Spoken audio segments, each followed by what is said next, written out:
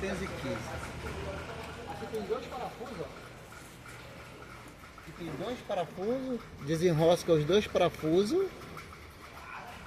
Essa pecinha aqui, ela tá grudada lá, só tu empurrar ela pra frente aqui, que ela sai.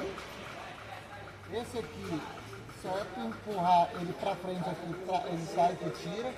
E aqui, esse forro só atina, só tu bater na chave aqui, aí ele vai sair. Aí tirou o forro todo, ó. Esse é um só pino aqui. Aqui tem dois parafusinhos aqui. Aqui, ó, um aqui e o outro aqui, ó. Tu tirou os dois parafusos, ele só tem uma posição lá. Tirou os dois parafusos aqui, ó. Desenroscou. Ela já sai, essa aqui tá quebrada. E aí só eu pegar a outra, posicionar lá, enroscar, encaixar e pronto. É só isso.